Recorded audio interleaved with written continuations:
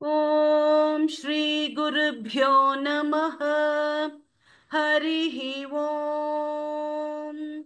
ओम श्री परमात्मने नमः।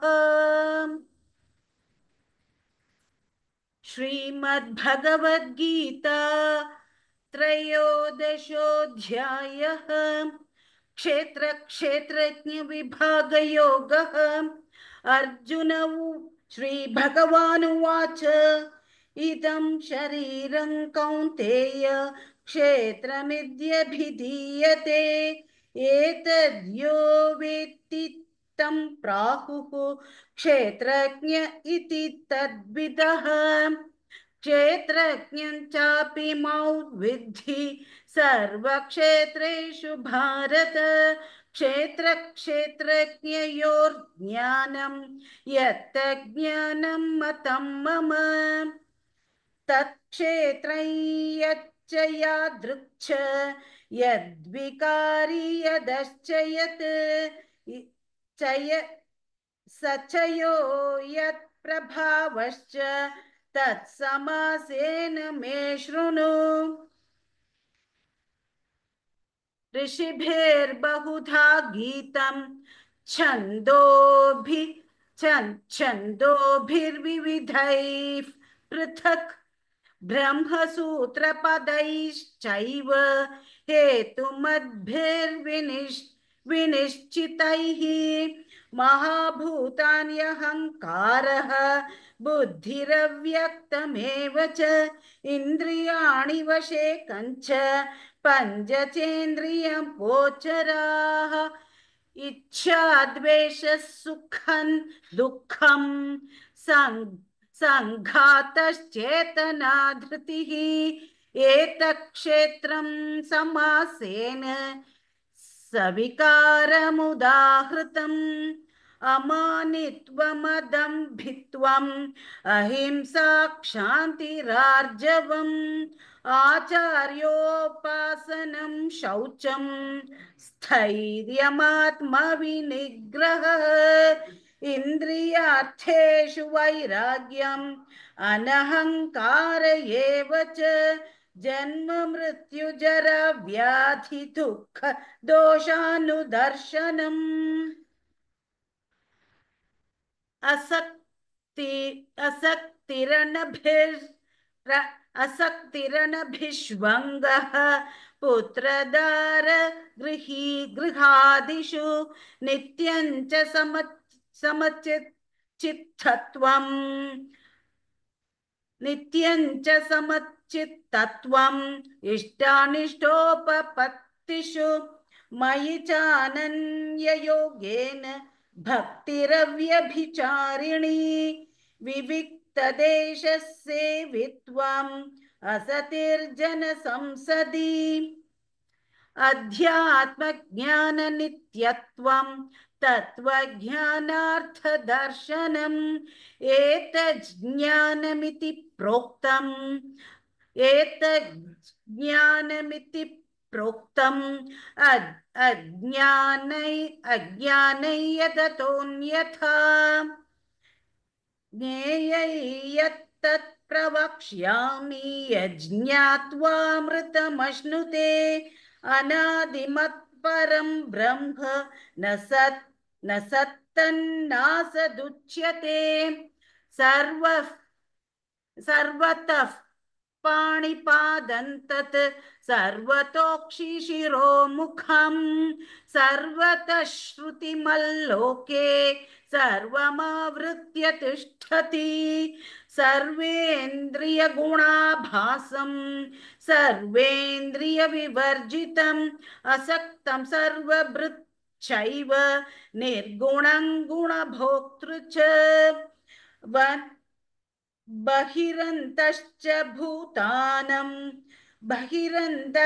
बहिरन्तश्च भूतानाम् अचरञ्चरमेव च सूक्ष्मत्वात् तदविज्ञेयं दूरस्थं चान्तिके च तत्।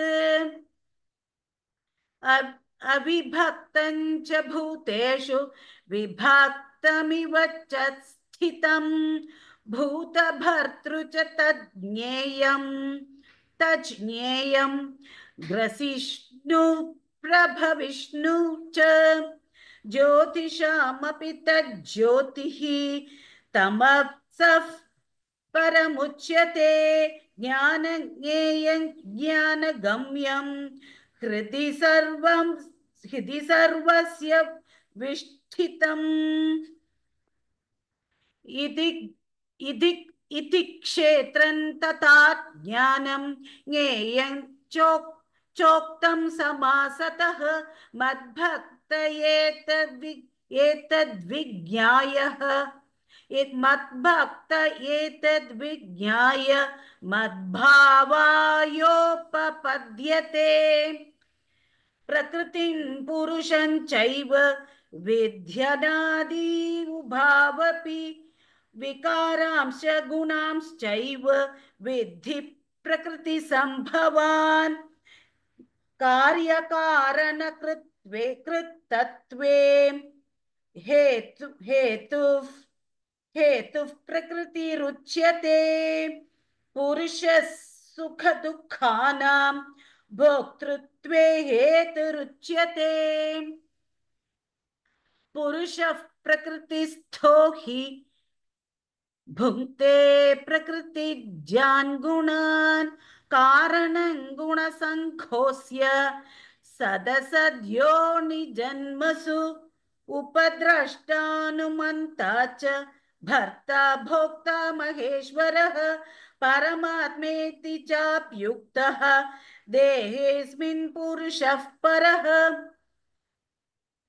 ययेयौ वेति पुरुषं प्रकृतिं च गुणैः सह सर्वथा वर्तमानोऽपि न स भूयोऽभिजायते ध्यानेनात्मनि पश्यन्ति न केचिदात्मानमात्मना अन्ये साङ्ख्येन योगेन कर्मयोगेन चापरे अन्ये त्वेवमजानन्तः श्रुत्वान्येभ्य उपासते तेऽपि जाति तरन्त्येव मृत्युं श्रुतिपरायणाः यावत् सञ्जायते किञ्चित् सत्त्वं स्थावरजङ्गमं क्षेत्रक्षेत्रज्ञसंयोगात् तद्विद्धि भरतर्षभ समं सर्वेषु भूतेषु तिष्ठन्तं परमेश्वरं विनश्यत्स्व विनश्यन्तं यः पश्यति स पश्यति ममं पश्यन् हि सर्वत्र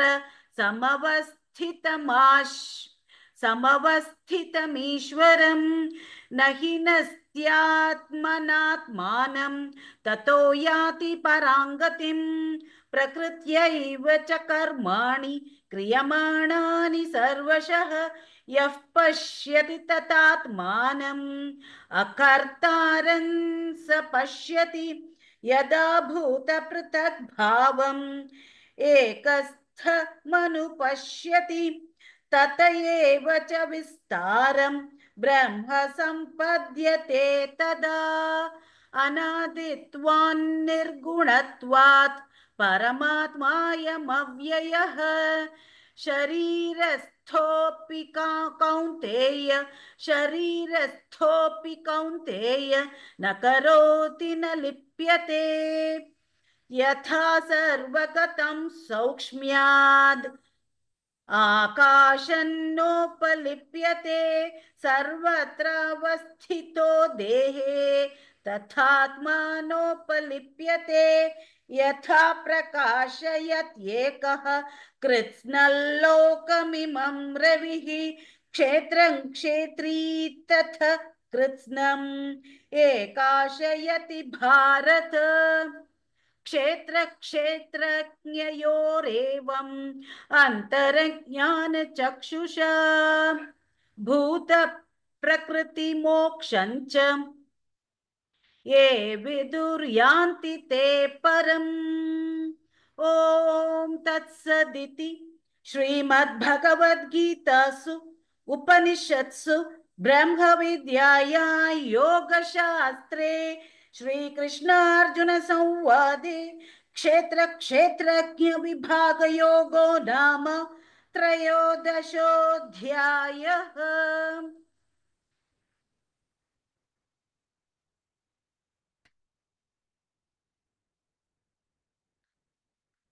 ॐ श्री परमात्मने नमः। अथ चतुर्दशोऽध्यायः गुणत्रयविभागयोगः।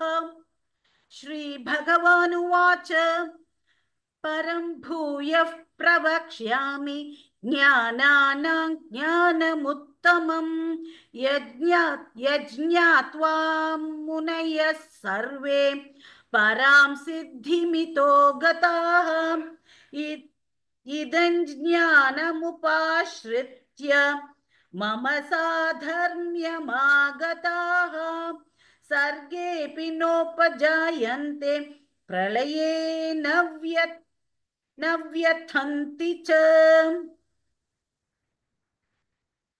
मम यो निर्महद्ब्रह्म तस्मिन् गर्भं दधाम्यहम् सम्भवः सर्वभूतानां ततो भवति भारत सर्वयोनिषु कौन्तेय मूर्तयः सम्भवन्ति याः तासां ब्रह्म महद्योनिः अहं बीजप्रदः पिता।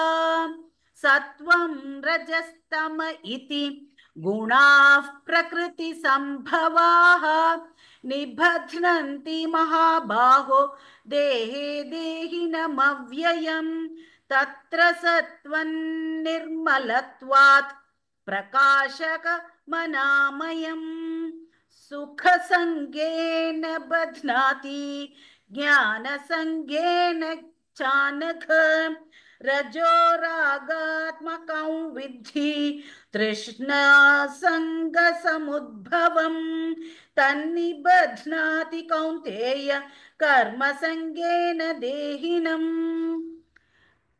तमस्त्वज्ञानजौ विद्धि मोहनं सर्वदेहिनां प्रमादालस्य निद्राभिः तन्निबध्नाति भारत सत्वं सुखे सञ्जयति रजः कर्मणि भारत ज्ञानमावृत्य तु तमः प्रमादे सञ्चयत्युत रजस्तमश्चाभिभूय सत्वं भवति भारत रजः सत्वं तमश्चैव तमः सत्वं रजस्तथा सर्वद्वारेषु देहेऽस्मिन् प्रकाश उपजायते ज्ञानै यदा तदा विद्यात् विवृद्धं सत्वमित्युत लोभः प्रवृत्तिरारम्भः कर्मणामशमस्पृहा रजस्येतानि जायन्ते विवृद्धे भरतर्षभ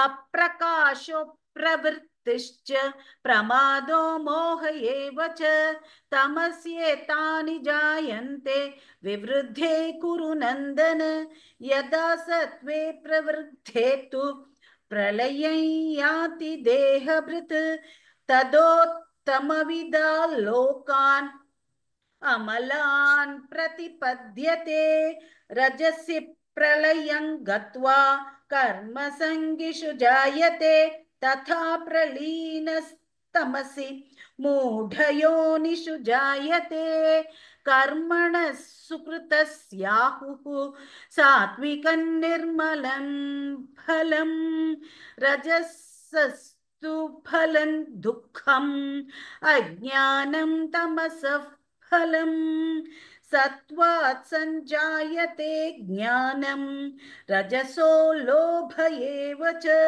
प्रमादमोहौ तमसः भवतो ज्ञानमेव च। ऊर्ध्वं गच्छन्ति सत्त्वस्थाः मध्ये तिष्ठन्ति राजसाः जघन्यगुणवृत्तिस्थाः अधो गच्छन्ति तामसाः नान्यं गुणोभ्यः कर्तारं यदा यदा द्रष्टानुपश्यति गुणेभ्यश्च परं वेत्ति मद्भावं सोऽधिगच्छति। गुणानेताननि गुणानेतानतीत्यत्रीन् देहि देहसमुद्भवान् जन्म मृत्युजरा दुःखैः विमुक्तो मृतमश्नुते। अर्जुन उवाच कैर्लिङ्गैस्त्रीन् गुणानेतान् अतीतो भवति प्रभो किमाचार कथञ्चैतान् किमाचारः कथञ्चैतां स्त्रीन् गुणानतिवर्तते। श्रीभगवानुवाच प्रकाशं च प्रवृत्तिं च मोहमेव च पाण्डव न द्वेष्टि सम्प्रवृत्तानि न निवृत्तानि काङ्क्षति। उदासीनवदासीनः गुणैर्यो न विचाल्यते गुणा वर्तन्त इत्येव योऽवतिष्ठति नेङ्गते। समदुःखसुखस्वस्थः समलोष्टाश्मकाञ्चनः तुल्यप्रिया प्रियो धीरः तुल्यनिन्दात्मसंस्तुतिः। मानापमानयोस्तु मानापमानयोस्तुल्यः तुल्यो मित्रारि पक्षयोः। सर्वारंभ परित्यागी गुणातीतः स उच्यते माञ्चयो व्यभिचारेण भक्तियोगेन सेवते सगुणान् समतीत्यैतान् ब्रह्म भूयाय कल्पते। ब्रह्मणो हि प्रतिष्ठाहम् अमृतस्याव्ययस्य च शाश्वतस्य च धर्मस्य सुखस्यैकान्तिकस्य च। ॐ तत्सदिति श्रीमद्भगवद्गीतासु उपनिषत्सु ब्रह्मविद्यायां योगशास्त्रे श्रीकृष्णार्जुन संवादे गुणत्रय विभाग योगो नाम चतुर्दशोऽध्यायः।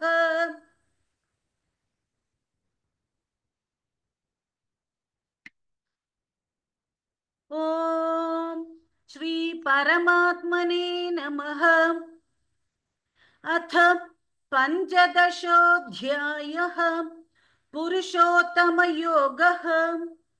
श्रीभगवानुवाच ऊर्ध्वमूलमथ शाखम् अश्वत्थं प्राहुरव्ययम् छन्दांसि यस्य पर्णानि यस्तं वेद स वेदवित्।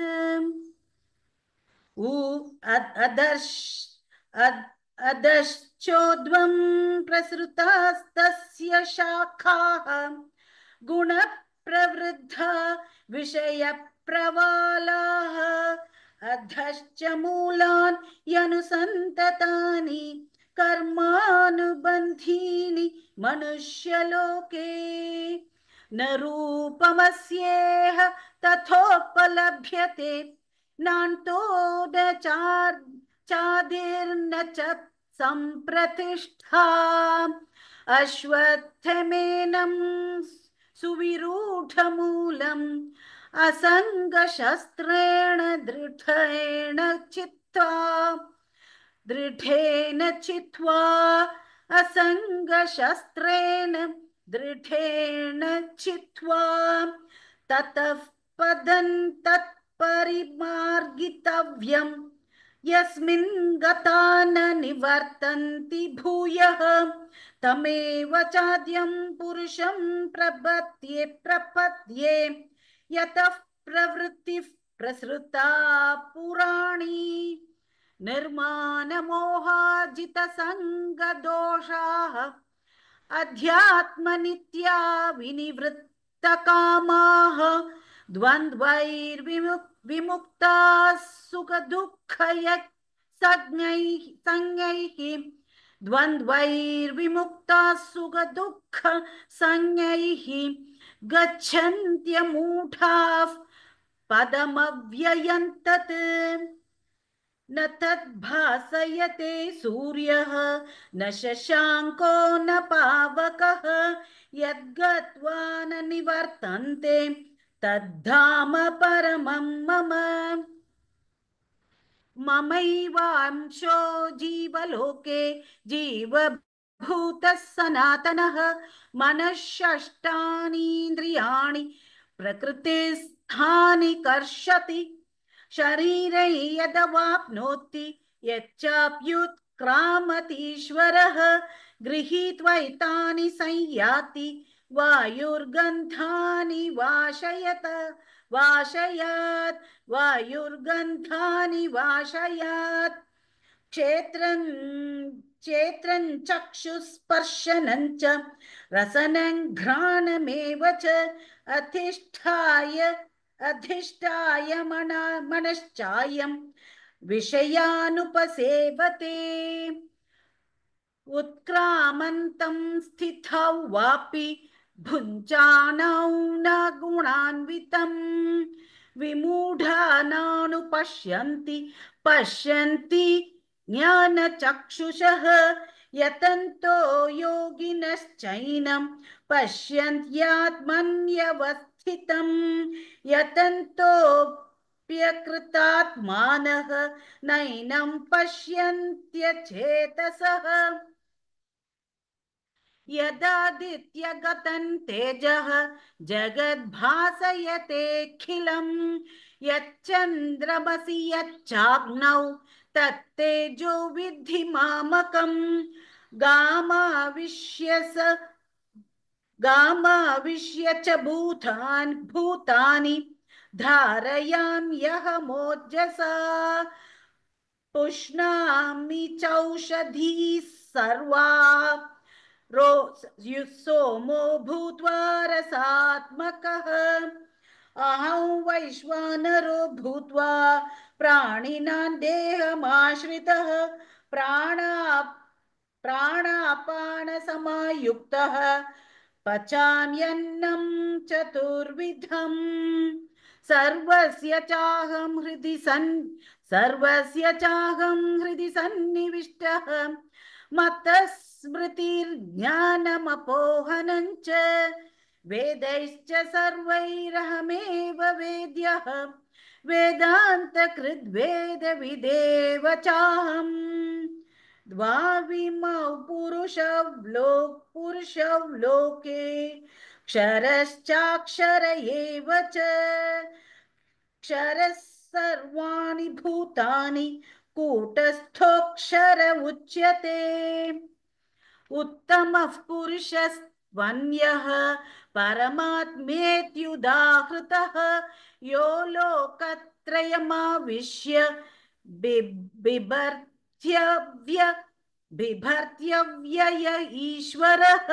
बिभर्त्यव्यय ईश्वरः यस्माक्षरमतीतोऽहम् अक्षरादपि चोत्तमः अतोऽस्मि लोके वेदे च प्रथितः पुरुषोत्तमः यो मामेवमसम्मूढः